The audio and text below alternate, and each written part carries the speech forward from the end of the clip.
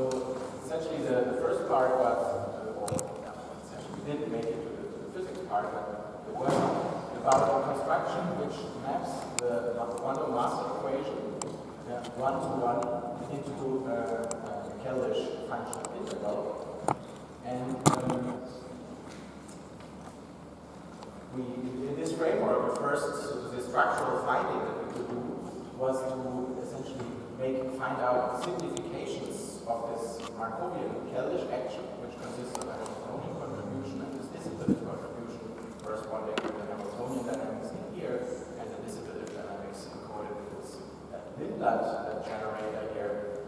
And taking the simplification that the system is placed close to the critical point, we found that this entire functional integral simplifies in such a way that we could actually identify the Langevin equation of motion, which is equivalent to a stochastic driven dissipative Gross-Peter-Ashby equation taken as a semi-phenomenological model describing exocombinarity systems. And in particular, while this part of this story would be the deterministic mean field motion in the presence of temporally inhomogeneous and spatially inhomogeneous fields, this construction also allowed us to get this noise variable in here systematically. So we then asked the question, how can one classify conditions of non-equilibrium physics? And we made the point that essentially whenever you have a time-independent Hamiltonian as a generator of the microscopic dynamics, you would be able to identify the symmetry of this entire Keldysh action here, which is placed down here, and which has really two crucial implications.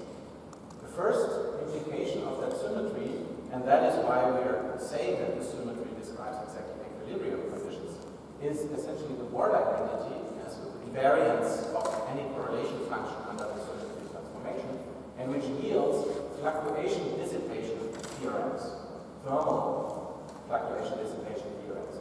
In particular, for example, in the single particle sector, this fluctuation dissipation relation connects the single particle correlation functions, abbreviated with this Keldysh-Green's function GK, describing correlation, single particle correlations, and it relates it to the single particle response of the systems, which is the imaginary part of the retarded Green's function, or in other words, the spectral density of this problem. And the factor in between, that is what qualifies this system here as a thermal equilibrium fluctuation dissipation relation, is exactly the Bose distribution of thermal equilibrium.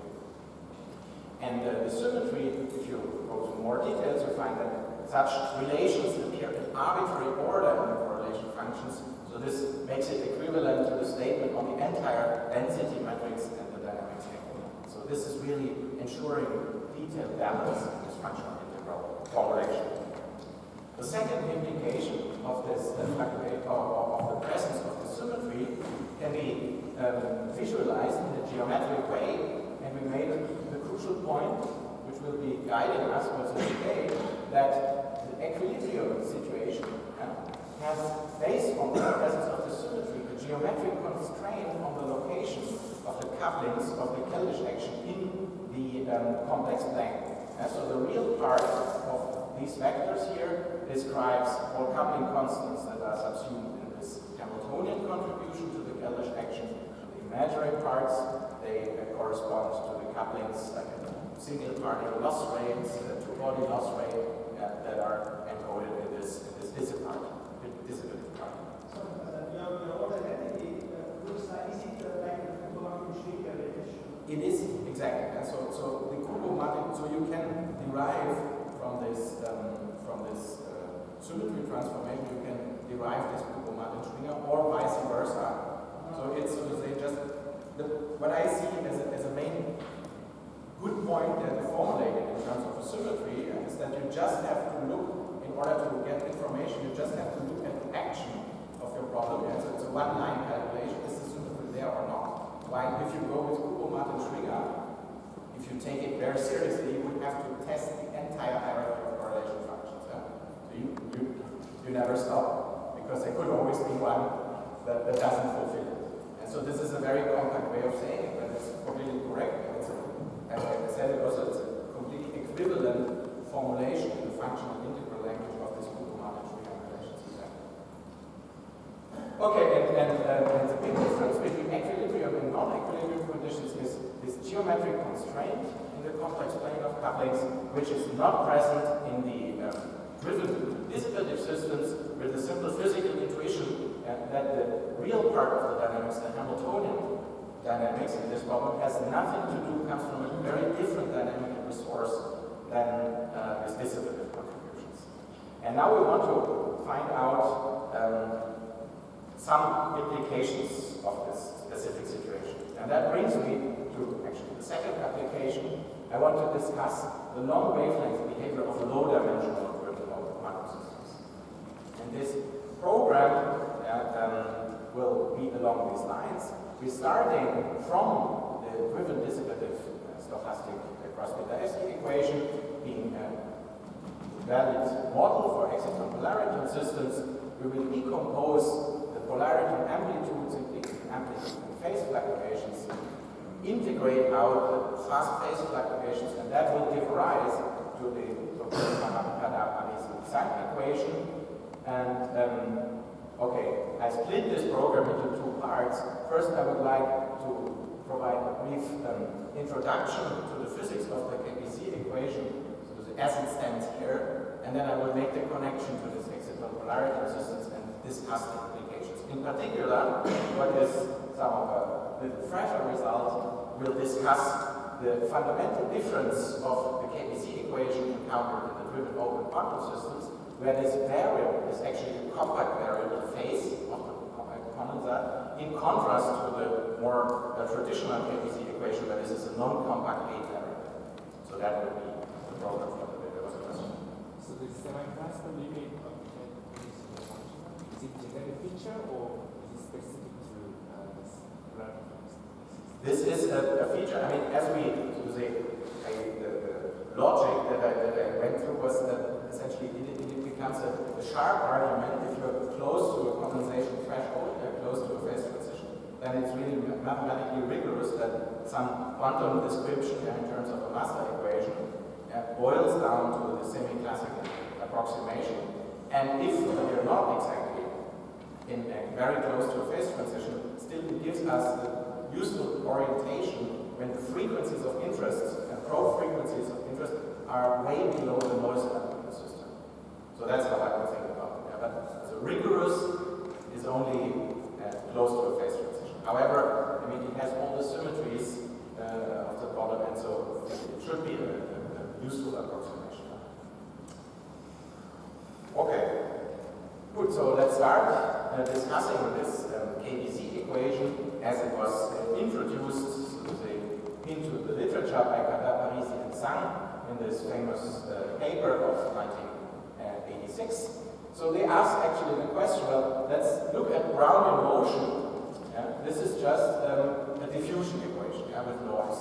And so this is ground in motion of point particles. And they asked the question, okay, what if we would replace point particles by extended objects, by surfaces, strings, membranes, whatever.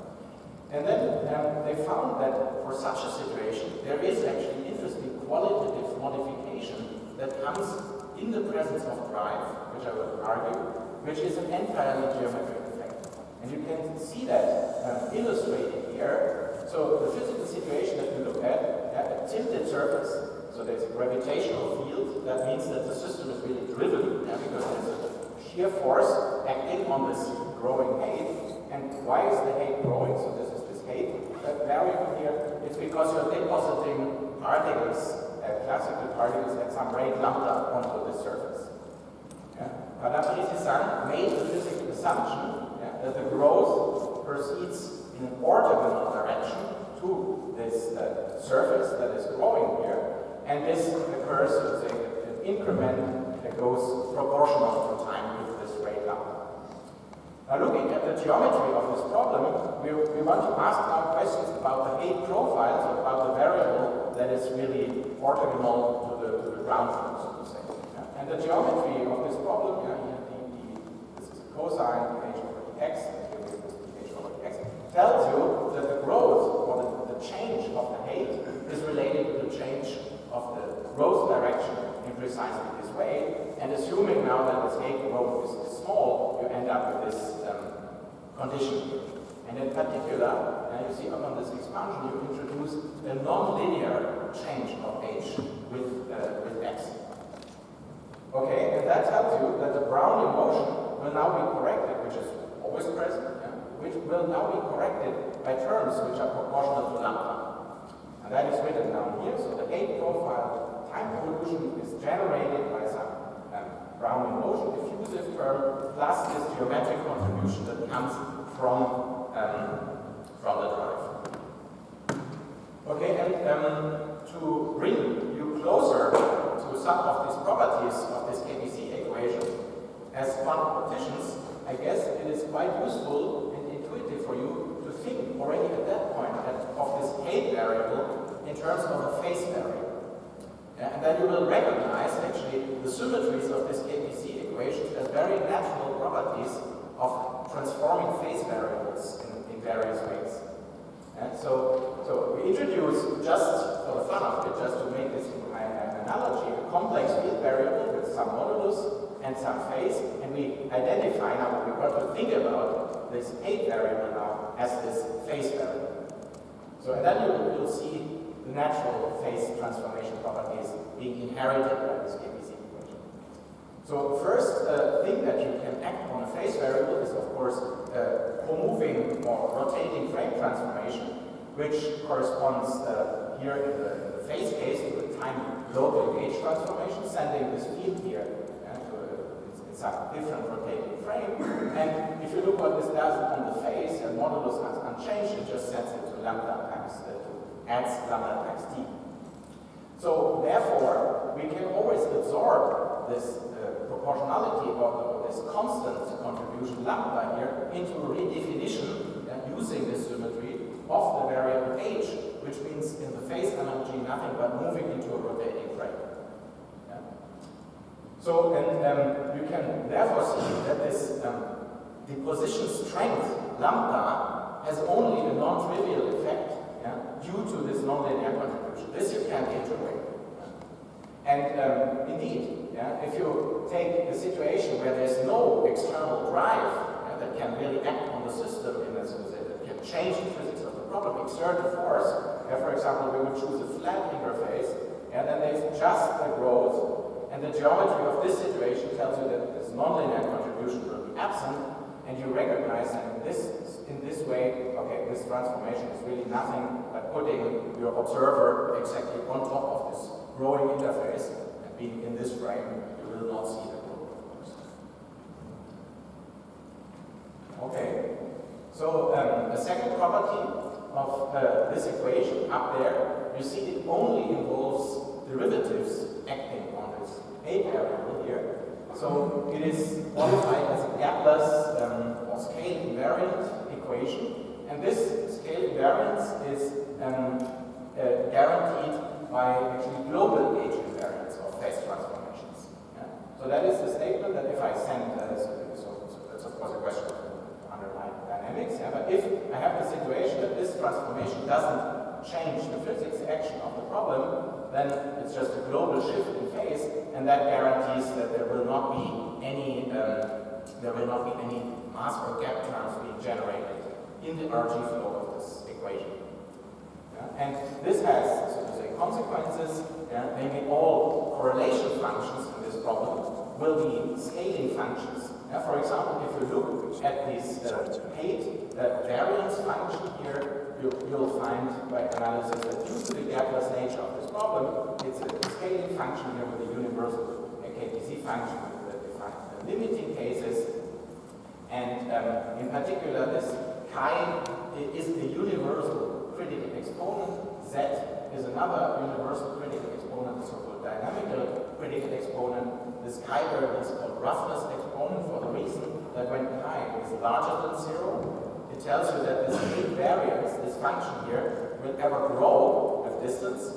So one really looks at how does it change when the correlations when I go to larger and larger distances. If chi is larger than 0, I'm arriving at the so-called rough phase of the KBC turns out to be smaller zero, and in fact, in 3 dimensions, there is a phase transition in this problem, and then this exponent is smaller zero, and the gate variance will shrink. So that means that we are going into a smooth phase in the language of this interface, the dynamics. The third transformation that appears is Galilean invariance. So if you think of Galilean invariance, you can apply it to a complex field. Yeah, time is absolute. The position variable has to be shifted by a velocity times t in Galilean transformation, and that is a phase factor that is picked up in order to ensure invariance of the action under Galilean transformations. So what this means for the phase, well, the argument is replaced as well, and you see here in the exponent this shift of some energy and velocity of momentum times x appearing. So this is a Galilean transformation for this one acting on this KBC equation. One finds indeed that it is the symmetry of this problem. And you see here identifying lambda as 1 over m. This is exactly a transformation. If you go through it quite straightforwardly, see that it's really symmetry of this equation. It doesn't change. So, and this symmetry, looking at the problem from an RG perspective, I will connect the RG flow of the constant of here and this interaction constant. So, let's not go into the details here, but it gives you an interesting exact relation on the sum of this dynamical and the roughness exponent that you can conclude from the Ward identity associated in this case with Galilean invariance. Okay, so what is actually the large-scale physics of this ABC equation? So where do these critical exponents I was pointing out, where do they occur? And you see that if you use the RG procedure, so you coarse grain this problem to larger and larger distances. Actually, in practice, you can do it in momentum space and integrate out momentum shells to derive effectively no momentum description of this problem. And if you do this program for this problem here, you see that there is an RG flow of some combination of the parameters that enter this ABC equation. So just to remind you, this was this nonlinear strength. This is the noise level that we have in this ABC equation, and this is the diffusion coefficient. And this precise combination of parameters is dimensionless. And one sees that actually quite nicely all the flow equations that are in this, all the RG equations that are in this ABC problem can be really summarized in this quite simple differential equation. And if you look at its solution, you find the following thing as a function of dimension in the system. So we find the following thing. Let's start in 3 dimensions. There is a critical point, and if we initialize this G somewhere here below this critical point, then we'll find, okay, we flow essentially by coarse graining to long distances. The long distance physics will be essentially at this nonlinear of this strength being located at 0. And the opposite thing happens if you initialize the system somewhere here, then you will be run up to actually a situation where this coupling constant is very large. So what's the physical interpretation of this situation? When G goes to infinity here, then we run into the so-called rough phase of the problem. So this means remembering that lambda is precisely a measure of the strength of non-equilibrium conditions, in the sense that if I untilt the interface, then there will not be this nonlinear coupling in the problem. This means that if the flow runs up, we are really going into very strong non-equilibrium conditions. While if we are running downwards here, we are essentially approaching an equilibrium situation. And so that is really how you should think about this RG flow. And in particular, if you look at the 2-dimensional situation, and that's why I'm now interested in this low-dimensional KBC physics, you see that if you initialize the system, if you even just weakly perturb it out of equilibrium, you will see the runaway flow, you will reach actually a strong non-equilibrium condition at large distances, although you just perturbed it very weakly out of equilibrium on the microscopic scale. And the same thing is true in 1 dimension. Okay, and so let me put you some flesh on the physical contexts where this equation has occurred. It is, so to say, was introduced to describe this stochastic roughening of surfaces, but in fact it appears really in multiple physical contexts. For example, I think the best data on this critical exponent, they were obtained by looking at the defect growth in liquid crystals, where this gravitational field drive is replaced by an electric field that, so to say, pulls this surface out here. Another example where maybe data are not that extremely good, but at least there's some hints for this KBC dynamics is bacterial colony growth, where of course the drive is the sugar that these bacteria are consuming. Or another example is the burning of, or the spreading of fires. Really, even the forest, the fire spreading is an example of this surface roughening in the dynamics. The drive in this case is of course oxygen. Okay, let's make the connection to this exciton polariton system. So as I was saying, we start from this driven dissipative Gauss-Bethe-FC equation here, and we make this phase amplitude decomposition. We then end up with two equations of motion, one for the amplitude, one for the phase. And let me point out what is structurally important about these equations. You realize directly that this amplitude equation turns out to be gapped. And so there is a fast dynamics with the scale denoted here that, so to say, makes this amplitude fluctuation stem out very quickly to the stationary state. That allows us to linearize the fluctuations of this chi field and essentially also integrate it out. Here, assuming that the stationary state of chi is reached way before the stationary state of the theta variable is reached.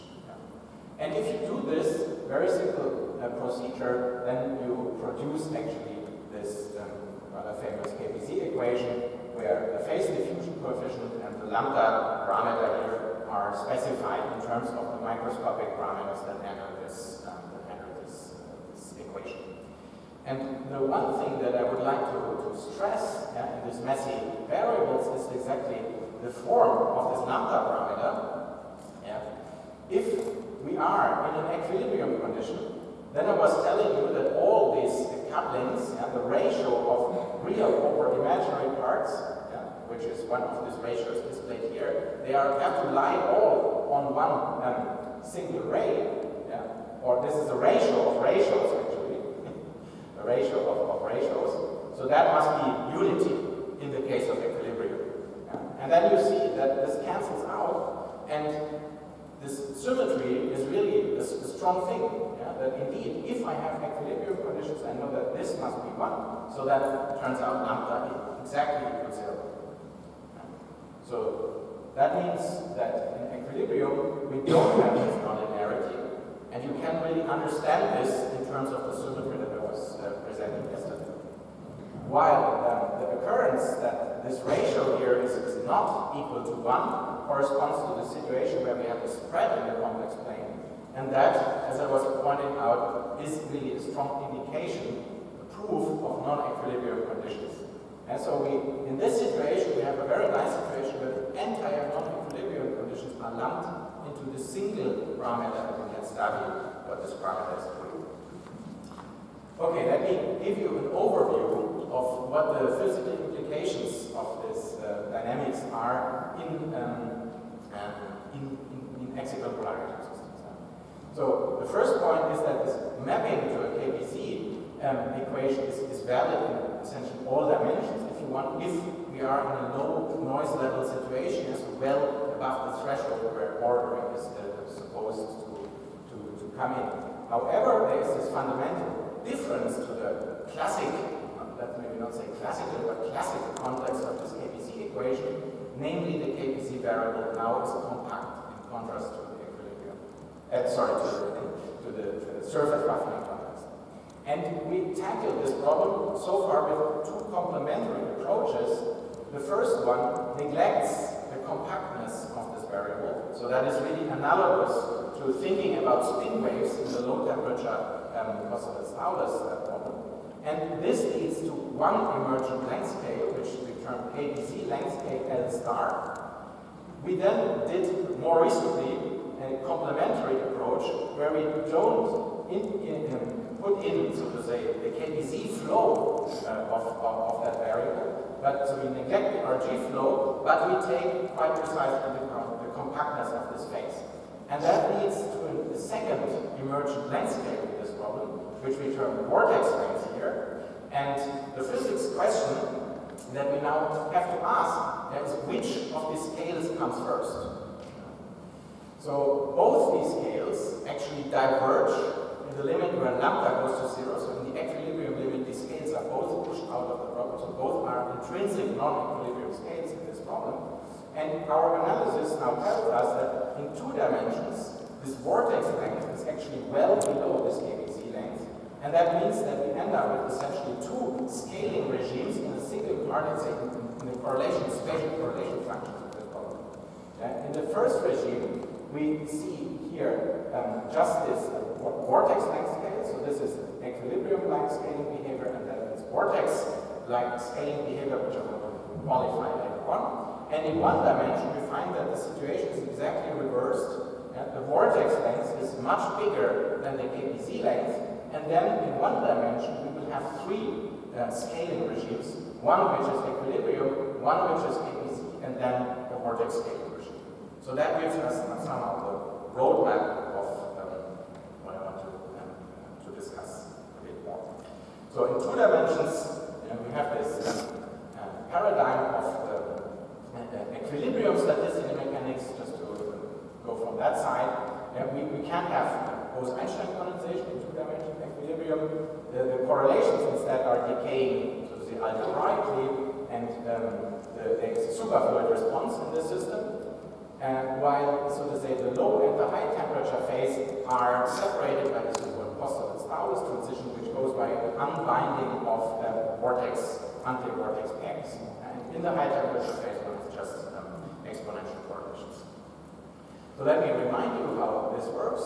So the algebraic decay in the low temperature phase is due to spin waves, to phonon fluctuations, and you can see that by going for this correlation, for the spatial correlation function of the phase amplitude representation, you have to calculate essentially just a single quadratic correlator, and this correlator actually sees the Green's function of the spin wave action here and gives rise to logarithmic divergence.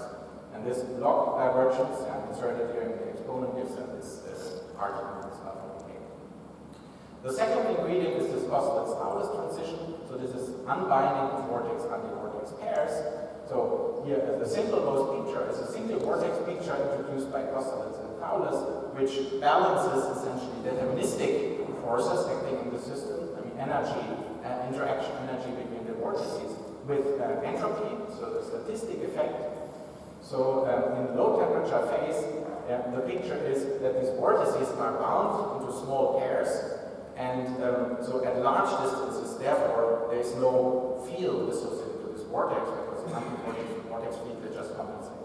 The question that they ask now is, when is it favorable in terms of the free energy to unbind these vortices? And to this end, you have to just compute the energy of a single vortex configuration of an unbound vortex, which turns out to have a 1/r velocity profile in this circular direction of the vortex, so that gives a log divergence of the energy of a single vortex.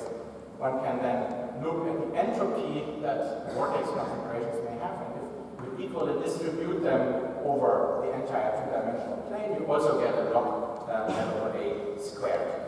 And balancing this to construct the free energy, you find that these 2 logs, the coefficients, they may compensate, and indeed, at high enough temperature, this entropic effect of placing the free vortices here and there, it wins actually over the energetic, over the deterministic attraction between them, and gives rise to this Postulate-Staudis transition.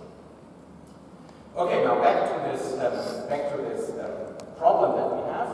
I will go now to the physical implications of this smooth KBZ fluctuations. And here we've already essentially told the story that we are here in 2 dimensions, and the system is initialized at microscopic distances with a weak perturbation out of equilibrium. And then you see that the RG flow will always focus us into this strongly non-equilibrium KBZ phase. And in particular, we will generate, even if we start here very small, we will generate a length scale which is defined by this coupling constant in the KBZ equation here, reaching unity. With the picture being that if I'm here at small g, so it's still a weak equilibrium situation, I only feel the physics of equilibrium somehow, but if I'm way beyond this scale, then I feel strongly the physics of this KBZ equation. And that gives us, so to say, these two scaling regimes in the correlation function. At short distances, we are still at this Oberligovo-Spinway fixed point, where we have an algebraic decay of correlation functions, while in the large distance regime, we are, so to say, close to this KBZ fixed point, and then the KBZ analysis tells us that we are in a rough phase here with this exponent 2 alpha, which gives rise to some exponential decay.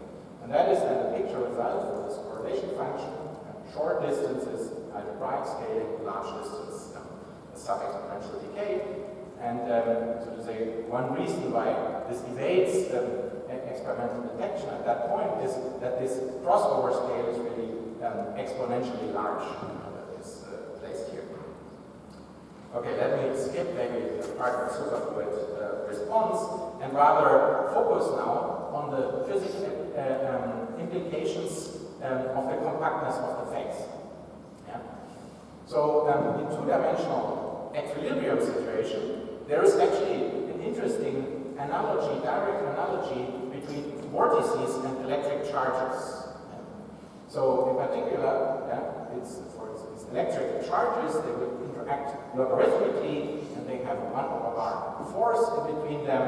And so to say, in this mapping from vortices to electric charges, one encounters actually this dual relation between the dielectric constant and the superfluid stiffness, so the coefficient in this, so the superfluid response in this system. In particular, if we have the superfluid, that is will then be described by the dipole gas in this charge analogy, there we have a dielectric constant which is finite polarizability. However, if we go to the unbound phase of vortices, then, I mean, if you apply an electric field, these charges will immediately go to the borders, and this dielectric constant diverges, meaning that the superfluid stiffness here goes to 0 in that phase. And we now have to ask, or want to ask, how is this scenario modified in the driven system? So this is, at first instance, also in some sense, a mathematical field theoretical problem. We have this KBZ equation here, and since this models now a phase variable, we have to incorporate the phaseness, the compactness of this variable. And how is this expressed?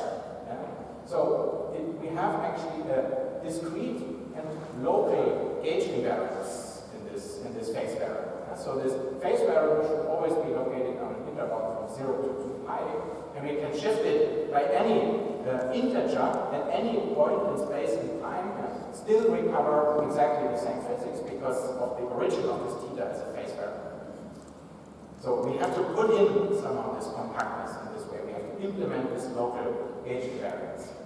And for the deterministic part, well, that's somehow a standard procedure. One just chooses a lattice regularization and so discretizes these operators, these differential operators, and then in this deterministic part, this gauge invariance is really manifest because it's periodic functions. In particular, it's interesting to note that this somehow innocent-looking thing introduces reference to a short distance scale, the lattice spacing, which somehow can already at that point anticipate it to generate another length scale in the long wavelength behavior. So this short distance scale introduced via this regularization will make its way to another macroscopic scale that we have to expect.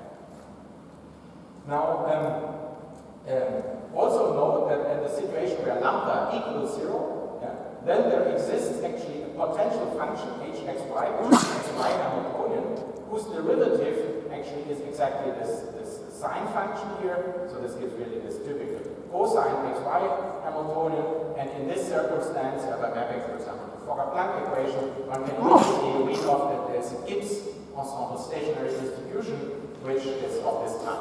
When lambda is non-zero, then you can find potential function. This is another way of indicating non-equilibrium conditions for real variables, and you cannot immediately write down the statistical distribution. Now, the second point that we have to make sure is now to work on the discretization or the implementing the phase discrete phase invariance of this time derivative term. And to this end, we realize actually that the phase may do discontinuous jumps, so we shouldn't think of it in first place actually as a differential operator. In the end, we do a sequence of manipulation that will allow to do so again. But in principle, we have to think of it now as a stochastic update here, which on a time epsilon can make a huge jump. Namely, if our phase is 2 pi minus epsilon, and we add a little in the next time step, we add a little more, then we add here actually this entire integer, 2 pi, and bring back the variable this way to the interval 0 to 2 pi. So this is, so to say, our way of implementing gauge invariance in the time derivative here. And then, if you take this through the mathematical machinery, you can see actually that the stochastic difference equation that we have here maps into a discrete dynamical function integral. So that's an interesting situation that I also didn't see before, that this summation, this continuous noise variable summation that we encountered yesterday in this dynamical function integrals is now replaced by a sum over all possible configurations of choosing this discrete variable n of t and x. So this is described here. Now there's then a few steps, and maybe I remove this black box into a gray box, but I would agree that it's maybe not the ideal thing of explaining.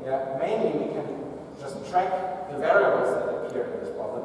So we have here a function which is periodic in this variable here, so it's theta and tilde, and these two variables theta and tilde are replaced by source variables j and j tilde. For this j and j tilde sources, we find a continuity equation which allows to resolve this continuity equation in terms of gauge fields actually. So we have here, if you want, emergent gauge fields that work, but they come really from a physical constraint that these two newly introduced variables have. And maybe this is details, but just look how this sum, how this functional integral that we started with has transformed. We have now variables phi tilde, so this is like an electric potential, and we have a vector potential and its noise conjugate variable here. Now we don't like to work with the sum over discrete variables, and that's the reason why we do here another manipulation, which is a so-called Poisson summation formula, with which you can always transform a weakly or badly convergent sum over integers into an integral and a little summation over integers, where however you can hope that this summation truncates after the first two so the summation terms. And so this is a standard way of moving from some ill-defined or weakly convergent sum of integers into integrals and a little bit of summation over the variables. And that brings us now to a form which at least has a clear physical interpretation. This functional integral here is essentially an electrodynamic gauge theory for an electric potential and a vector potential here, which are smooth fields. And we also have in addition summation over discrete variables which represent the vortices and the vortex currents as well. And we can interpret this result here actually much better if we go back now from the function integral to the Langevin equation description that we looked at yesterday.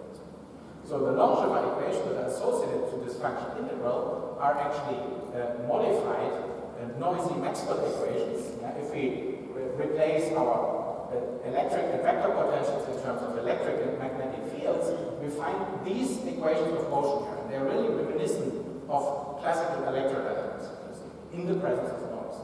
So the first point here is we get this irrotational flow here, so this Poisson equation for the electric field here, we get this Ampere law here, where the time derivative acting on the magnetic field that you have usually in electrodynamics is replaced by an overdamping term.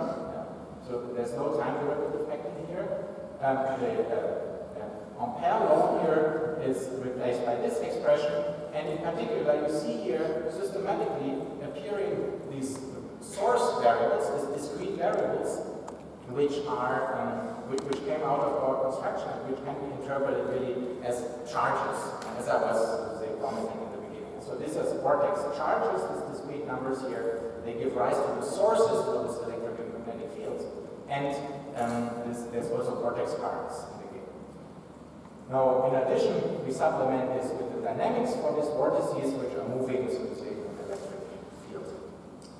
And we can now get intuition on these equations by actually making the identification of the fluctuations of the density in this problem as the magnetic field and the gradient of the phase in terms of the electric field. So if we insert these conditions here, and in addition integrate out this gapped density fluctuations, so the gapped magnetic field variable that we have, then we end up with an equation that is of this type, and you can recognize quite easily the structure of the KBC equation. So think of this electric field as a gradient of the phase. So this is, so we can pull that out. So this is the time evolution of the phase. Here is the phase diffusion, and here you recognize this electric field square term, which is nothing but the phase gradient square that appeared in the KBC equation. So so this happens if, in addition, we neglect these vortex charges in addition. So we reproduce quite nicely this this limit of the smooth KBC equation in this formulation. And notice also that the electrodynamic that we are deriving here is a nonlinear electrodynamics, unlike the typical Maxwell equation, because of this quadratic appearance of the electric field in the equation of motion. Okay, so the next step of this analysis is actually to integrate out the smooth electric field fluctuation and construct an effective theory for this vortex increase of freedom. So this amounts to calculating the two-body interaction potential between these vortices. And it turns out, if you do this in the limit lambda equals 0, in the equilibrium limit, then you reproduce this well-known result of a logarithmically divergent interaction potential between these two vortices here. So this reproduces the equilibrium conditions. Now we have this nonlinear term in the electric field, so in the non-equilibrium case we can actually integrate out this electric field exactly, but we can do it perturbatively. And if we do so, we found the following result. This vortex, the vortex interaction potential is actually corrected by this log cube contribution. This is the dominant one. So, and you see that it's really directly proportional to the non-equilibrium condition in the system. And that means actually, physically, that whenever you separate these vortex pairs by a distance beyond this hump, beyond this maximum in the potential, they will actually go away from each other in a fully deterministic way, other than in the equilibrium case, where they could only be separated, this log potential could only be overcome by an entropic effect. And so we must now expect that even at, so to say, zero or low noise level, if you tear these guys far apart from each other, then you will see this vortex unbinding, you will see a vortex unbinding. And the length scale here is even here exponentially. So we can also study, and I finished that, the modification of the Kosterlitz-Thouless flow equations. So in equilibrium we don't have these extra terms, and we see a clear phase transition, the Kosterlitz-Thouless transition, and here the dielectric constant of the superfluid stiffness go to a finite value at the KB Kosterlitz-Thouless transition point. The system does this runaway here, and this is now modified under non-equilibrium conditions where we lose essentially the regime where we have this this fixed superfluid stiffness, but will always essentially at very long distances unbind these vortices and run to the face without vortices. Okay, let me, I think, skip this here and summarize. Okay, I only made it to these two-dimensional examples. So we have two emergent length scales obtained in these complementary approaches, this KBC length and the vortex length. And so to say, because we find that this vortex length is always for exciton polarity parameters is always really smaller than the KBC length, and that this scaling of equilibrium will not be cut off by, there will be not a subsequent KBC regime, but rather this vortex regime, which is characterized by exponential correlations. And in one dimension, the situation is exactly opposite. So in one dimension, we find actually temporal correlations, that we have an equilibrium scaling regime, there's a KBC scaling regime, then the scaling of this KBC scale is much more favorable in this case, and that only then we find in one dimension a regime with exponential correlations, which can be actually understood as an unbinding of space-time vortex defects. So we're in one dimension, we have one spatial dimension, one temporal direction, and it's possible to have, so to say, vortices in the space-time, and they can also unbind, and they give rise actually to yet another scale, which will sit on top of this KBC behavior in the very asymptotic long-distance behavior. But there is a potential to observe KBC scaling in these one-dimensional systems. Okay, sorry. Thank you for your attention.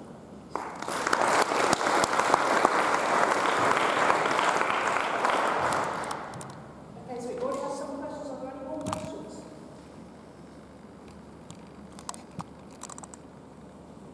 Here you mentioned that your vortices has close analogies with the charged particles. Can you model dipole particles with the vortices? Well, I mean, the vortex pair is a dipole. So it's charge plus minus 1.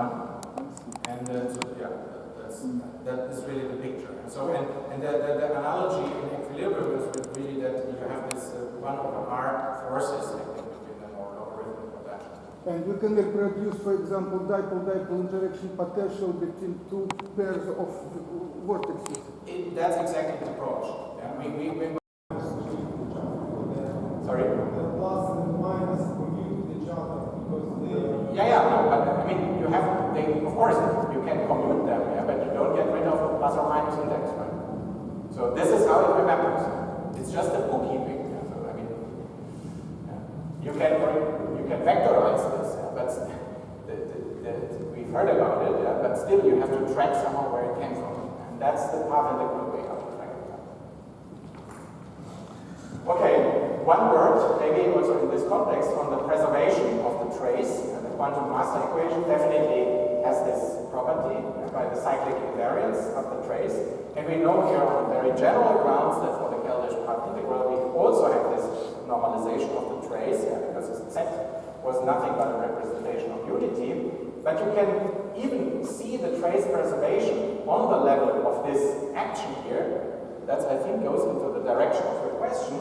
If you think about it, taking a trace here means that you exchange the position of the operators with respect to the density matrix in such a way that the ordering doesn't matter anymore. So the analogous thing to do in this path integral language is to ignore this contour order.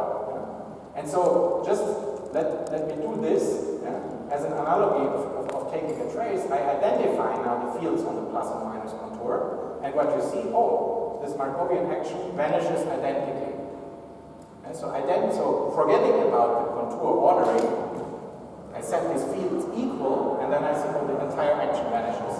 So that reflects some of the causality or the probability conservation of this problem in the Keldysh path integral language. So this is quite a nice thing that you should remember. You can always easily check if you are probability conserving by just playing this portrait here. Okay, if we want, so you could look at this problem. Okay, we rewrote unity now in the maximally complicated way. Yeah? really a very complicated object. So what did we gain?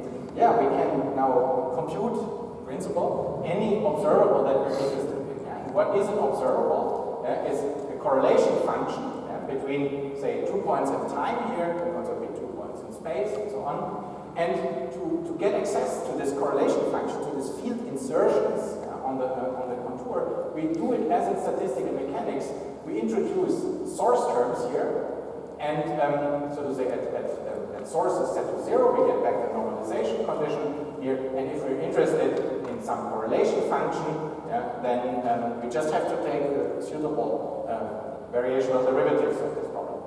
However, I mean, I would agree, so I don't have a good intuition of this quantity here. There's actually a more decent basis to do actual calculations.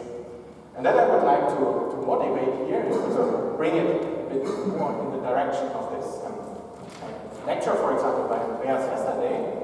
There's essentially 2 types of experiments that you can think of. You can do a correlation measurement. I would maybe a little oversimplifying say, but this is, to say, measuring without disturbing the system. So here in quantum optics cavity setup, I would have here a vacuum input field, and when I just watch what's coming out of the cavity, I will get access to the photon quadrature component X, say. Or another example of correlation, where you don't disturb the system, just look at the output here, is the G1 of tau correlation function, G2 of tau correlation functions. Now this is opposed to response measurements. So if we expose the system to a weak external field, for example, we come in now with a weak coherent input field, then we have this homodyne detection situation, and we'll get access to the so-called retarded response function for the quadrature components.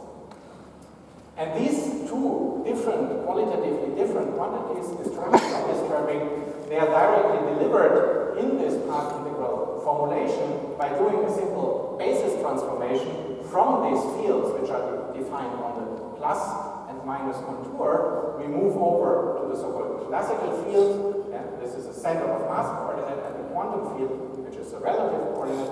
This language is a little strange. The meaning of these variables is that a classical field can really acquire a finite expectation value, so finite quadrature component. So this is a situation that you encounter in lasing or in boson condensation. Of course, this quantum noise field cannot. If these values take the same on each contour, then this variable will vanish. And one nice feature to remember is what I was referring to already previously. When you identify plus and minus field just by hand, then the interaction has to vanish, and that finds, which reflects probability conservation, and that so to say is nicely described by this condition that whenever I look at the Markov action and evaluate it at phi quantum equals 0, identifying its plus and minus indices, then the entire action has to vanish. That's a structural property, sanity check by property that reflects probability conservation. And also a little bit of story. So if you want to calculate G1 from the mass equation, you will use this version theorem. But then you want to translate the correlation function in terms of correlation function in the Kaddish contour. That's what you want. Exactly. So you get immediately as an access to, you just have to put your derivatives at suitable time differences, and you get immediately access to. You don't have to do this regression theorem and introducing additional time evolution. So another way of looking at it is that time and space coordinates are really completely symmetrically treated in this. And so you will maybe I have the correlation functions, some examples here. So actually that's maybe really a little technical slide, but I want to make contact actually to this cavity output measurements in this way here. So we write now this partition function in this new basis, where we have, so to say, we trade this plus and minus field for the Q and C quantum and classical fields, and they always appear essentially as conjugate variables. And if I'm interested in the order parameter, so the observable essentially of homodyne detection with vacuum input, then I just get this down in the expectation value by taking one derivative with the quantum field and setting the source to 0 afterwards. if I want to have, so to say, response information, well, then I can really think of this classical field here.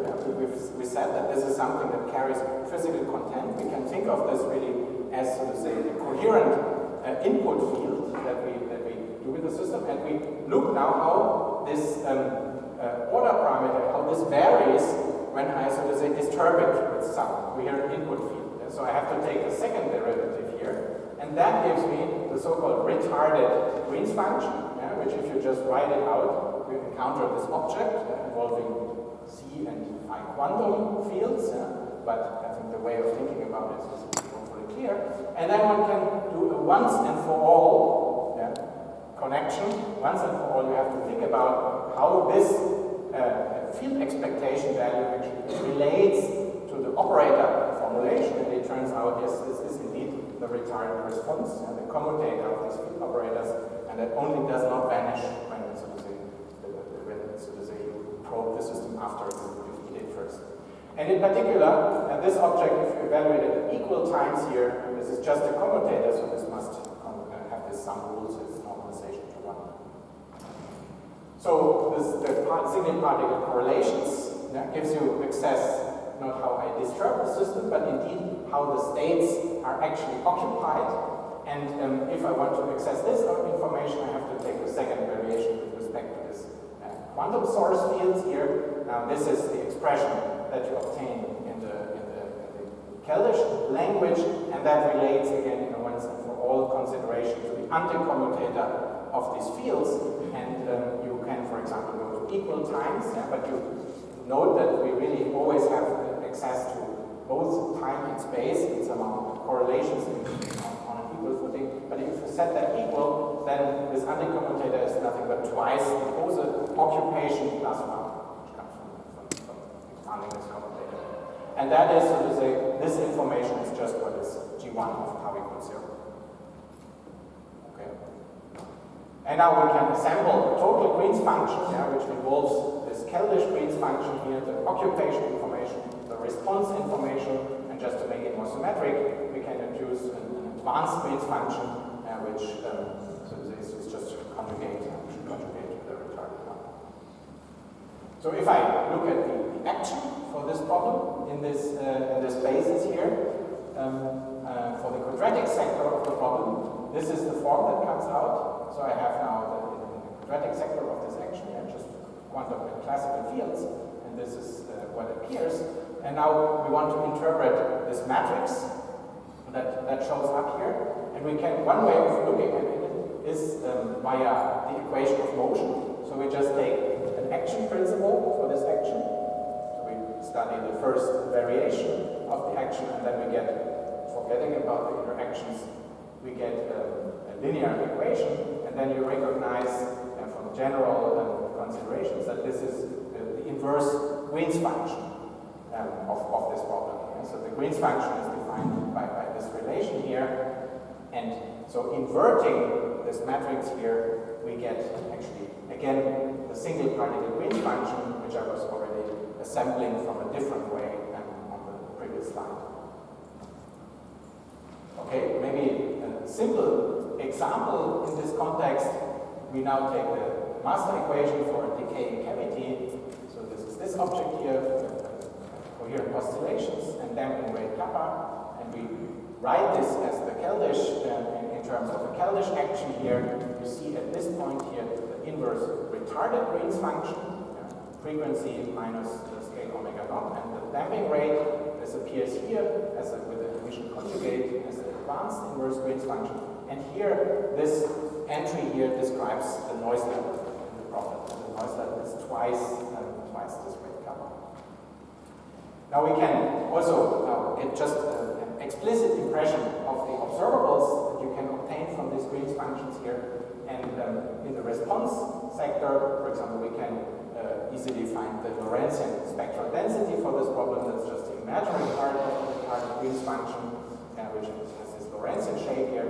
Decay of the single particle response, we can assemble it from Fourier transforming this frequency-dependent Green's function, and you get a proper theta function here and the damped oscillation. Yes? So the form of the Green's functions, which you show now here, suggest that kappa is just self-energy coming from the interactions with servers. Excuse me? Kappa, Yeah. kappa has the meaning of the self-energy. Kappa has, yeah, if you want to think of, so to say, we've integrated out a reservoir and that's the effect with the server. It's a from the fully possible formulation of the whole program and integrating out the reservoirs. Then this is the server. That would be a self-energy. Exactly. You know, I mean, as I said in the beginning, you could go also by a system bus setting. Just, I mean, this is not direct. This is the whole construction reminds very much of Feynman Bernoulli. That is certainly in this class of Feynman Bernoulli. So, I mean, this is more the theoretical background. So you have this translation table. Yeah. From there, how to get this heavy section I lost. Sorry? So you have this mastication, Yeah. you have a translation table. Right. But this is not the translation table you showed. No, this is exactly the translation table, just I switched also the basis of the fields here. And so I went from this plus minus, from this contour basis, where you would exactly recognize the Lindblad structure. I did this basis transformation of the field variables. And that brings it somehow to a little different form. And that brings it to this form separated into responses and correlations. Yeah, some brief remark. The fact that European action is local in time, that's equivalent to the market approximation of Europeanness. This is one correspondence. The assumption that you have a white noise bus Absolutely correct. translates into kind of local form. Exactly. In the time domain, here, I mean, this is time, and this is the same time, so that you could imagine this is a delta t minus t prime, if you think of it as matrix. Yeah.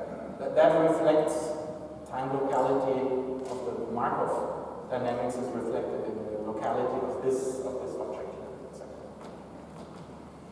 Okay, and the correlation functions. Okay, one example is the cavity occupation. As I said, this is the anti-commutator of the feed operators here. And I mean, for this trivial case, at least correctly, we get the result that there is no occupation, and occupation is 0 as time goes to infinity when you just do this integral here. So, just to summarize this slightly dry technical part, the correlation functions, they give you information on the statistical properties, on the occupation, how are states occupied in the systems, and the response functions, they give you information on the spectral properties of this systems. And so there's little information. Of course, there can be nonlinear systems like Bose condensation, that the spectral properties are modified by the properties of the state, but roughly speaking, the response really gives spectral properties and doesn't ask about the occupation of states in the system.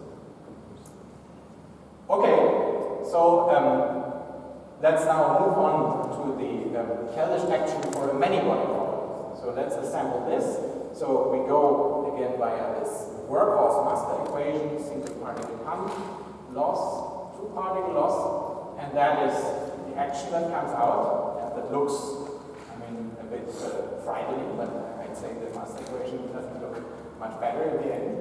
And so let's look how we can simplify this problem a little bit. Or first, maybe I discuss all the terms. And so here you see that we have a quadratic sector for this problem. So this precise master equation are written in this quantum classical basis. We have the retarded Green's function, and that shows here in frequency space the time derivative, the coherent propagation, 2m is 1, and see the rotating frame. And we see here appearing in this new basis here the difference between pumping and loss. So it directly gives you the distance from a phase transition, from this condensation threshold that I was already pointing out previously. On the other hand, if you look how this Keldysh noise level looks, how this Keldysh component looks like, that was representing the noise level, and indeed you see that the sum of pumping and loss appears, meaning that both loss and pumping add together to give the total noise in this system.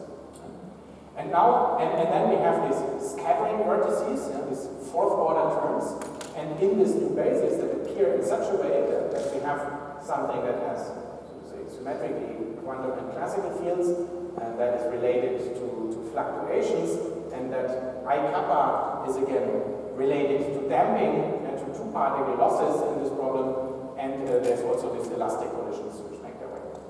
Okay, now I would like to show you how we can structurally simplify this action by taking a semi-classical limit. And this action will be really a sharp, mathematically sharp argument close to a critical point, but I would say that you can also stretch this a little bit, and it will also provide us with some intuition for the frequency regime when frequencies are much smaller than the noise level in the system. And so that will be the point. But the real justification comes from, so to say, thinking of the problem in terms of a critical problem. So we want to take the semi-classical limit and look how this relates to logical equations. So what happens if you go to a critical point, that's where we are quite sharp about it, and then the difference between loss and pumping just goes to zero. And that means that this inverse Green's function here will be a scaling function, because all these mass scales have disappeared from this problem, all the gap disappeared, and so this mu we can go to rotating frame, it's immaterial. And so this function is scaling like q squared. And that is different from this Kelvin component. This function is scaling q to the zero. It doesn't scale at all with momentum. And so from that, looking just at this quadratic, the so-called Gaussian part of the action, we can determine the field, the so-called canonical field dimensions of the quantum and classical fields. So that is how the canonical field dimension of the retarded function is 2. It gives you the power of q, which with this function is scaling. The canonical dimension of pk is 0. And it turns out if we require that the action, which appears in the exponent, must be entirely dimensionless, taking this into account, it turns out that these fields should be seen as scaling with momentum, requiring dimensionless action, that this should scale like q to the d minus 2 halves, and the quantum field q to the d plus 2 halves. So there is a breaking of the canonical scaling of quantum and classical field, and that shows another reason why to introduce this basis. It really shows you a nice structure of the problem. So, right, so somehow it's intuitive that you have to say the more fields you have, the higher the power, the scaling dimension of this vertex is, and the smaller actually the scaling dimension of the coefficient must be. So that tells you essentially that if you're working at low enough density, you can forget about 3, 4, 5 point conditions. But I want to specifically come back to the properties that are related to the splitting of the canonical dimension of these fields. And that is, so to say, shown here. Namely, it is the statement that we can drastically simplify this entire action here. Of all of these vertices, of all of these quartic terms that we had, just a single one is surviving, namely the one that is linear in the quantum field. All other terms, the coefficients of these two terms here are classified as irrelevant because they have a high amount of quantum fields involved, and that makes, so to say, the scaling dimension of the coefficient, so to say, as classifying as irrelevant. It goes away when you take the momentum to 0. Okay, so this gives us a drastic simplification, because really the quartic terms are really the generator of complexity in the analysis of these problems. And we can now make contact with this simplified action. We can now make direct contact to this Langevin equations, or to the exciton polarity equation of motion. And the structure of the action after the simplification, so I just used that we're close to a critical point, nothing more specific, but I could conclude that this quantum field is only appearing up to quadratic order, and the only way where it appears quadratically is when in this noise sector here. And there's a contribution linear in phi quantum, which I can write structurally as a derivative of some additional auxiliary action with respect to the classical field. And this auxiliary action that really looks like an ordinary action that you maybe know from Grossman-Zalewski equation or quantum mechanics. So we have this time derivative here, we have a Hamiltonian function, which is, we have a Hamiltonian which describes coherent dynamics, and we have an imaginary part which describes decay.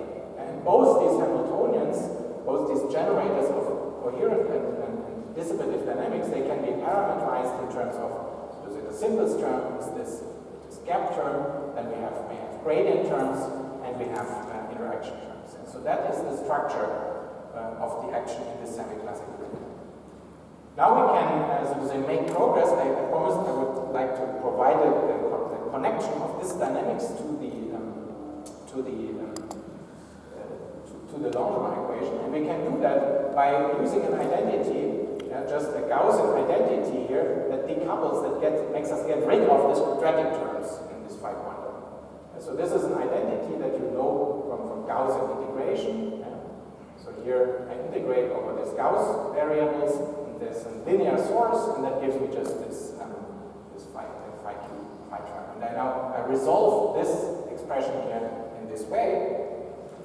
In doing so, I recognize that phi q has disappeared up to this linear occurrence. So we got rid of this quadratic term by the decoupling, and now we have only the linear term. But this formula here is again reminiscent of Fourier transformation.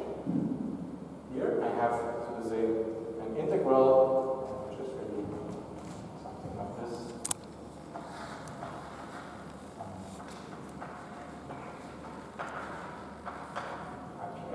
Something is only linear in this phi quantum star variable. So when I do this integral, essentially I get a delta constraint.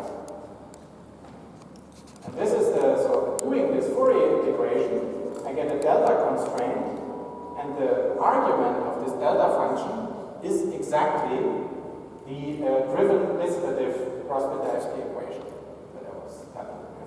So indeed, if you take these expressions here, I get here the evolution of the field variable, that is the polarity amplitude, and this is generated by some coherent evolution, reversible evolution if you want, and some decay part. And you see that this description here did not forget about the noise that we have in this problem. The noise variable appears here, and what this further integration up there tells you that we have to average over all these noise realizations here. They were averaging over all these noise realizations in one shot. And this functional measure here is essentially a product of all time slices. So that measure tells us that this equation of motion is enforced at each point in time. So that is how to recover this equation from the path integral. And you see that we had to take this formal manipulation of this power counting, taking the semi-classical. And that is, so to say, an example of a weak notion of universality. One can say that these systems, like these exciton polarity models, that microscopically should be described differently from this two-body master equation that I was actually now manipulating. We should describe it a little differently. I should take exciton degrees of freedom, you have to model the photons, but in the longer wavelength limit, or close to a critical point, they were all flowing essentially to the same semi-classical theory. And what remains, of course, to be done is to say, starting with this mesoscopic description of the problem and to extract the long wavelength physics. So I'd like to conclude this section here with a discussion of these, so to say, different concepts describing essentially the same thing. So we started out from this quantum master equation and mapped it into the Keldysh functional integral. And I was also pointing out, so to say, this connection of the Keldysh functional integral to the semi-classical limit, where the functional integral that comes out is called the so-called Martin-Singer-Rose functional integral. And there's more connections that I didn't speak about too much. Of course, this MSR functional integral, if you look at an infinitesimal time step of it, it describes exactly the classical Fokker-Planck equation, and in turn the Fokker-Planck equation is equivalent to the Langevin description that we were pointing out. And on the quantum level, one can also go in this direction, and one gets this Heisenberg Langevin equations, which is yet another equivalent formulation of the quantum master equation description. What Peter has introduced, for example, is stochastic Schrödinger equation formulation, which maybe could be seen on that level because it's looking at the state of the system and having this evolve. Now, in practical, question. I'm not sure if I understood well. At some point, you got like a quadratic action. So you drop terms, negate some terms, and you Quadratic, but in this phi quantum field. So it's completely non-linear in the phi classical. So there's really, this is one simplification. Yeah? We have these two field variables, and we realized that there's actually structural difference between these two. This quantum variable could be truncated, approximated in quadratic order, but the other was completely non-linear. So the entire non-linear physics of this driven dissipative Krosbedevsky equation is, of course, contained. Yes. So on the first line that we had up there, everything was formed. The master equation, and we wrote it as a Cambridge. Exactly. But the error from the Cambridge goes down, that at the end you get the classical problem out. So these are classical Langevin equations. Exactly. Is this equivalent to the statement that Cambridge is useful whenever it is classical? No. I mean, that's exactly the point which I wanted to make. Yeah? I would, let me put it like that. Just in this exciton polarity, so to say. Yeah?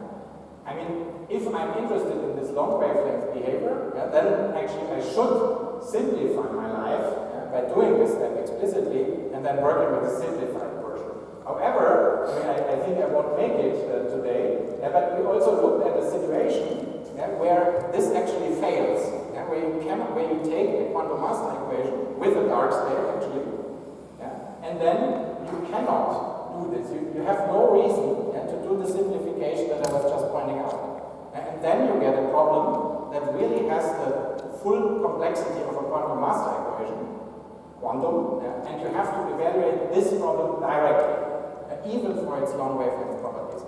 But this is to be pointed out that such a situation is, so to say, amounts to a fine-tuning in the same sense as in equilibrium. I could look at taking the zero temperature limit as a fine-tuning. I have to really arrange for one parameter to be not entirely generic.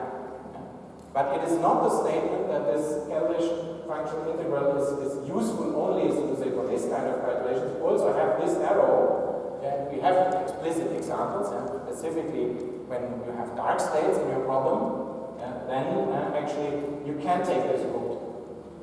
Here I'm just making a statement on exciton polarities, and that is something that generically happens. But you can also have non-generic states. I mean, dark states are always in some sense non-generic. But interesting. Okay. Is there also a way, I mean, so this one equation that is guaranteed positive definitive future, is there also a way to get quantum paradigm by having this exotic type of diffusion and get into higher dimension of quantum regulation representing quantum paradigm? That's an interesting question, but I fear I don't have a good answer here. So it's well known that, I mean, if you move, so to say, from quantum master equation to quantum Fokker-Planck, that you get this unstable diffusion or so. But I mean, you're arguing that, you're working that in a little different basis, where you have different representations. But in this Keldysh functional integral, I mean, I never encountered this kind of instability. So just put it like that. So we have always the positive.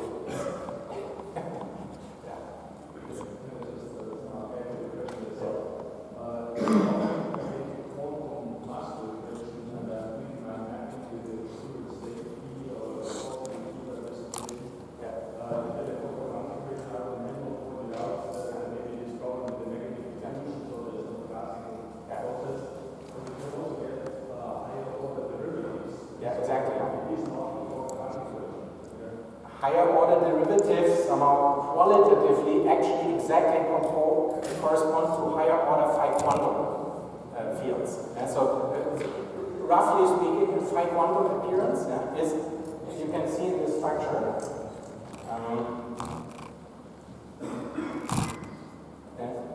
so here we have this quadratic appearance of phi quantum that corresponds like to this diffusion term, second derivative in the Fokker-Planck. The drift term is, so to say, the linear phi quantum. And here you see, but in principle, you have all kinds of higher order appearances of phi quantum.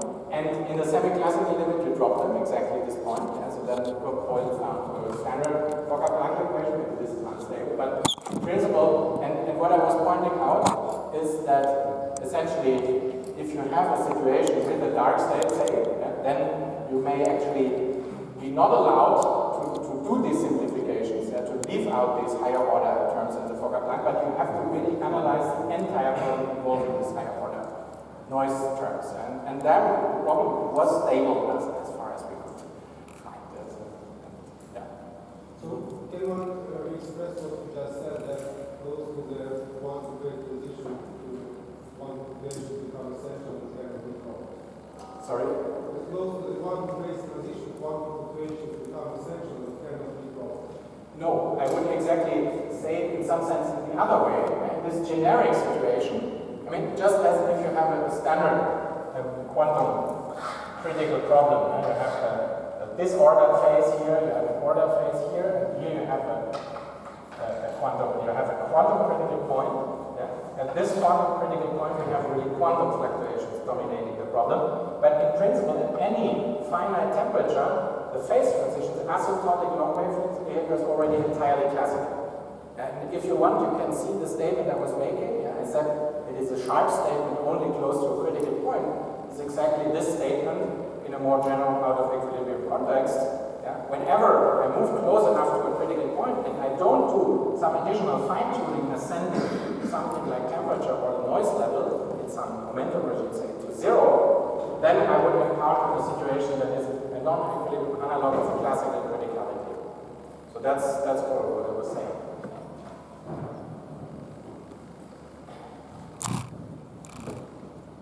Okay, let me now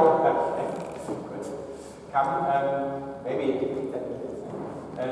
the question: what actually is what makes this system non-equilibrium systems? So first of all, you can ask, without thinking about specific formulas, how would one detect actually non-equilibrium conditions? One thing that is not straightforward for sure is to look at it from the viewpoint of static observables, because this is an equilibrium density matrix, but any positive semi-definite emission operator can be written in principle like this. The real question is, and that comes out in dynamically observables, so anything that any two-point function in time, say, or any temporal correlation function, that has actually information on what exactly the generator of dynamics is. Yeah? And only we are in thermal equilibrium only if the generator of dynamics coincides with the statistical weight in this Gibbs distribution here on this density matrix. Otherwise, of course, we have to expect non-equilibrium conditions. Now, more to the point in these systems, so what are the candidates that may kick us out of equilibrium? Well, there's two things. Yeah? Thinking of these exciton polarity systems, there is no number conservation in these systems. Yeah, because we're incoherently pumping it and getting particle losses, but that doesn't seem to be really the point. Because I can also couple a Hamiltonian to a bath, and if they are both in thermal equilibrium with each other, when we end up with this class of Caldera-Leggett models, and there's no reason to say why they should be out of equilibrium. So it's not the coupling to a bath that sends us out of equilibrium. And you can still have a global detailed balance between bath and system degrees of freedom. However, we're doing something more heavy on the system because we're breaking the energy conservation, what I really pointed out in the very first slide. Yeah? That is actually incompatible with thermal equilibrium. So energy conservation, of course, I mean, as trivial as it is that the equilibrium dynamics is generated by the time-independent Hamiltonian. Yeah? Or, to be a little more precise, if I have a time-dependent Hamiltonian, which has some characteristic timescale omega naught, then I can have equilibrium conditions only if there's a rotating frame in which the reference to this scale omega naught is gone. So essentially, I don't have energy conservation if I don't have the freedom to choose the zero of energy freely. And so I won't get, whatever rotating frame I choose, I don't get rid of this frame on omega naught.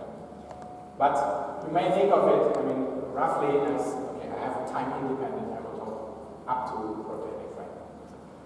Okay, and more formally, you can put this into the following compact expression here. You can take your field variable that is defined on the plus and minus contours here, connecting phi and phi star together. And the statement is that if this transformation here acting on the field, where you see it involves a time reversal, complex conjugation, and sending t to minus t, and some excursion of this field variable into the complex plane here, realized here, if this is a symmetry of the action, then I am in thermal equilibrium. And let me explain you why this is so. So this is a discrete symmetry, it squares the unity. Okay, but what do we mean with symmetry? Okay, I write here my addition function here, forgetting the bracket, and I apply this transformation, symmetry transformation, onto this set. This set, I'm doing this transformation, I have to act on the action that appears in the exponent here in this way, and the property of a symmetry means that the action is actually invariant under this transformation. So this is this equality. I also have to act with this t beta on the functional measure, on the integration measure, and the symmetry is only present if also this measure is invariant under symmetry transformation. Okay, this has a clear implication for real physical relation functions, this invariance. So the statement is, if I have the symmetry, and I look at any correlation function O, which is defined of this phi variable, and then it will be, so to say, this observable will be invariant under this transformation. You can get it very easily from these expressions up there. So that is just a statement of invariance. Well, I think I dropped this discussion, and that it is just a reformulation of, but a very compact one and easy to handle one, of the so-called Hugo-Martin-Schwinger boundary condition that is known as operator formalism.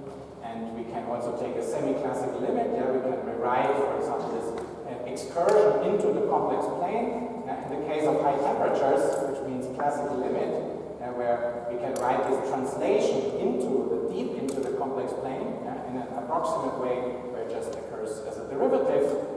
This expression here, and then we can simplify this transformation and reproduce exactly what was known previously. The main point with which I would like to end is actually, so this is really for me a key ingredient here, is that this symmetry transformation offers a geometric interpretation.